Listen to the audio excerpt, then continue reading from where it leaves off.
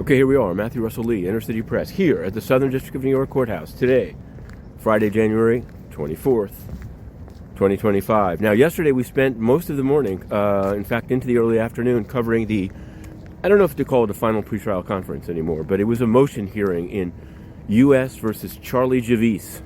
Charlie Javice, who defrauded, apparently, Allegedly, J.P. Morgan Chase for $175 million. What did we learn yesterday? We learned, number one, that her motion to sever herself from Mr. Amar, her co-defendant, was denied. They retreated to the robing room and heard in camera and ex parte from Amar and his lawyer, Mr. Buckley, their reasoning for their defense. And Judge Hellerstein emerged and said that they're not really antagonistic and they can cure it with some kind of a limiting instruction or in closing statements. So there's that.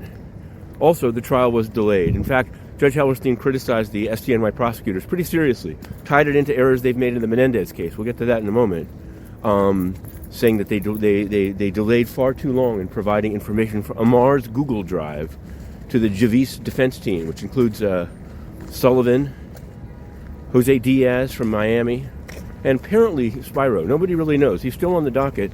They had another woman from Kun Emanuel there, Perdomo, but no Spyro to be found. The trial team is Sullivan and Diaz. Why am I saying all this? Because I'm making a very deep dive into this thing, including J.P. Morgan Chase's role in all this. It's interesting when you can get the U.S. Attorney's Office working for you as a collector. Clearly, well, I don't want to say clearly fraud was committed, but it seems pretty clear. But most disputes where a bank gets really. There was a lot of stuff out there. They should have known.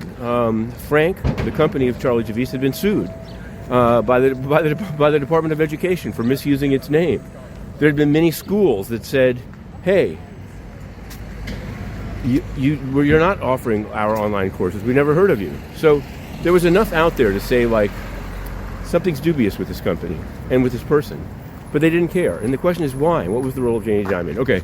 We've put more time into that than I wanted. On the Menendez front, Nadine Menendez has asked again to delay her trial, currently scheduled for February 5th. She put in a redacted filing, and the interesting thing is that the government, the prosecutors, who normally just routinely oppose any delay of the trial, this time said they wouldn't mind it going back to March 18th. So either there's a more serious medical problem or something else is up. Others are, looking at that. I'm going to get to the UN because I'm almost at the courthouse and I've got to do something at 9. The UN is asked by its sycophants that they allow in. Inner City Press banned. Sycophants say, has Guterres talked to Trump? No. Who's talking to the administration? They've come up with the name, Will Davis. This guy has been at he's basically the UNDP office, but they call it an information center. He's been there for years. I don't want to say he's a nobody. I'm sure he's a fine individual. But if the UN is hanging, maybe they're just trying to keep their head down. And I hope that it doesn't work. I hope that strategy didn't work. It worked in Trump 1. I will say that.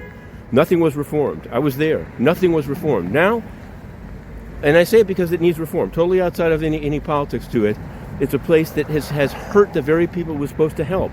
Children raped by peacekeepers. Haitians killed by cholera that was brought. And the real problem is legal immunity. That's the theme of this podcast. End immunity. Okay, end impunity. Immunity is impunity. Okay, we're going in. To be continued.